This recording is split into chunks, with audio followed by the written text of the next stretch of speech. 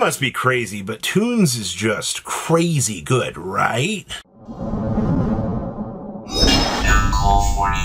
Make sure you guys smash the crap out of that subscribe button so you guys don't miss out on more awesome content. So over the weekend, Japan decided that we're going to have another pre-release tournament. You know, players want to start playing Toons. You know, we want to see where the meta is going to go with this.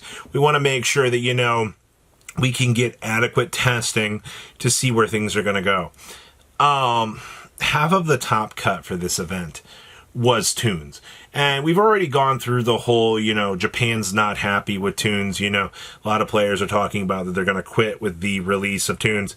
When we look at this data and you get to see these deck lists, you're going to actually physically understand how broken these Toon interactions can actually be. Like, this deck actually has so much searchability, so much gas provided within its toolbox of tools. Like, I can understand why people are going to be a little bit put off with this. Now, we also had a Red Dragon Mind Shuffle deck. Or, yeah, in general. This was actually kind of cool. You know, to be able to see also having the Time Wizard stuff built into this. I mean, I didn't really think about being able to do this, but, you know, splashing in the Time Wizard, splashing in, you know, the Grave Robber, and suddenly getting access to, you know, the Red Eyes Dragon Exceed material, you know, there's some merit within the splashability of this package. And I didn't even think about playing that. We also do get to see Mind Shuffle doing its thing. I mean, the Mind Shuffle deck's always going to be a clutch within the format. Like, there's going to be no ifs, ands, or buts about that. People are still going to rely on that package because it's so good. We also had Branded, and we also had Draco Tail, which are two pretty normal residents, I feel like, as you're kind of stepping on into, you know, the normalcy of this format. But interesting. Let's pass on over to deck list. So starting things off here, we have Toons. Yeah, I know, right? This deck's suddenly winning events. Now, this list was actually playing two of the Dark Face Illusionists. A lot of the very early list were just choosing to go with one of these, which I can understand, but now having a little bit of that shift here and starting to see, oh, hey, you know, this might actually be a little bit better than expected. Of course, where are the old Toon monsters at? You know, we're just playing triple Kami Cat, triple copies of the Funny Bunny, and one Evil Box. That's it, people. That's to the extent in which you need to go. The reason why this deck is so good is because you're getting access to the entire Link Index down here, which is broken. And also, you know, keep in mind, we are playing the Toon Blue Eyes Dragon in the side deck. You don't even choose to play this within the main deck. You know how crazy that is to think about? And that's the reality that we live in now. That's the reason why, you know, you see this card. It's an absolutely bonkers card, but we just side for it. There's no real need to go crazy for it. This is the powerhouse that is the, I guess this wasn't even the Mind Shuffle. This was just branded good stuff with the Resonator package. And then we're playing the Dark Time Wizard and the Grave Robber here to be able just to kind of get some access to things. But also, the Red Eyes Dark Dragon Exceed is a completely busted card, man. You get to do some pretty stupid stuff with this.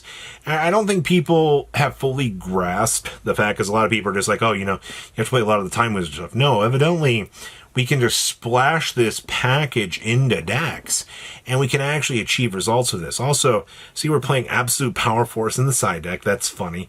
And we've also got Triple Pot of the Sloth here in the side deck that we can call up as well. This is actually, I think, one of the first times that we've seen some decent challengers within the space. And also, yes, we do get to play the Burning Soul Dragon in here, just to be able to kind of do some big numbers. Actually, very, very interesting for innovation. Next up is more Toon stuff. Now, this Toon deck is playing the more traditional Toons, which is fine, right? You get to see the Toon Dark Magician. We get to see the Toon Mermaid here actually being options for you to work with. But then you're going to get into some disgusting stuff. Bishop Bulkin's going to be involved, and the Odd Eyes Soul Blaze Dragon are going to be involved. And yes, we are going to be doing Shadow Toon shenanigans. This has been a lot of the case with a lot of these Toon decks. Either you're playing a Link spam, go through some degeneracy, or your goal is to be able to do some crazy Bish Bulkin stuff to basically try to win the game and win through burn. This is how crazy Toons are, people, and I'll keep saying this. Because they have created all of these different play lines for you to be able to make Toons actually work. And it's kind of insane to think about. So that's your second Toon deck. All right. Now your next Toon deck. Once again, guess who's here? It's the Shadow Toon. All right. If you control a Toon, roll target one face of monster your opponent controls, inflict damage to your opponent equal to the attack of that face-up monster.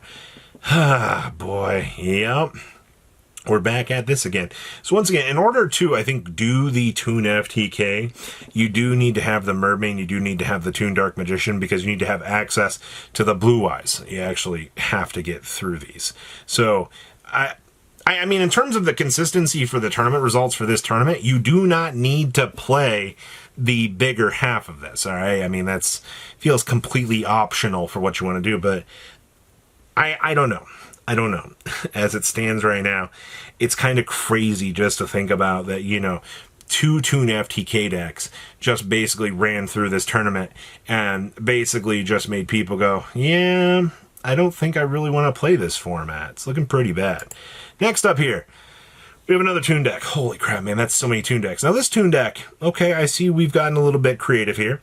We got the Dark Time Wizard stuff in the side deck, which gives us access into the Red Eyes Black Exceed Dragon, which, I mean, once again, 3,400 attack point boss monster that's going to get you some pretty good abilities is good, but also, you know, the way that this extra deck is structured is, you know, you're going to be able to Hydra Drive Dragon into Hydra Drive Dragon. You're going to be able to do, you know, standard link climbing shenanigans. You've got this Sugano Hime here to be able to bury down something.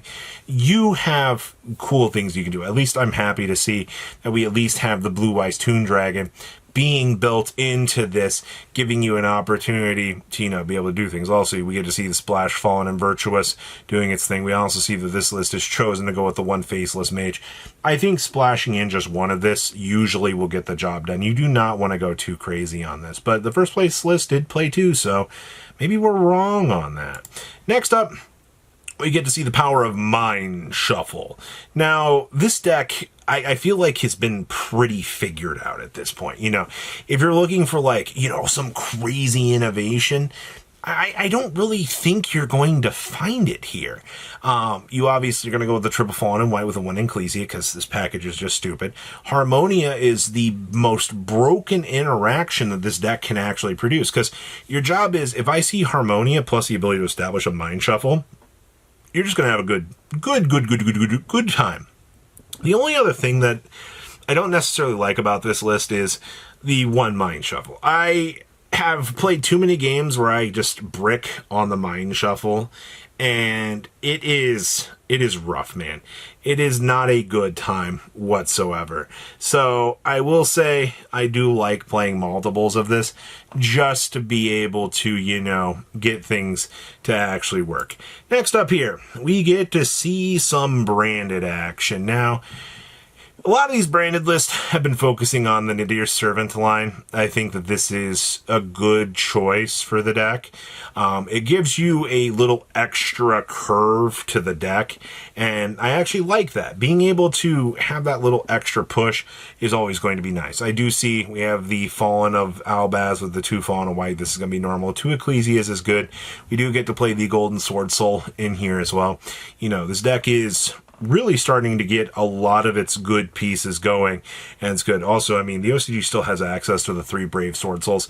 The fact that we know we do have this big inboard piece here is actually really, really good. But in terms of, you know, the rest of the pieces for this deck, welcome to branded, people. You know, 1 branded fusion sets this deck on an entirely other path, and I mean, 1 extra little synchro actually does help out as well.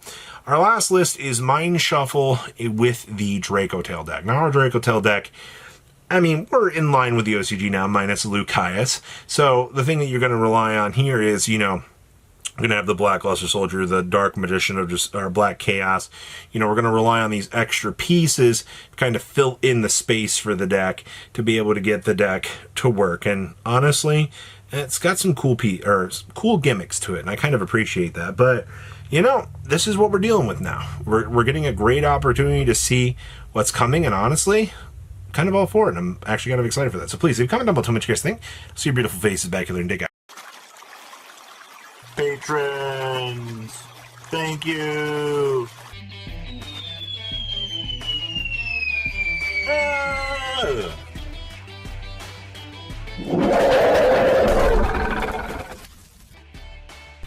Thank you so much for watching. Check out these other videos.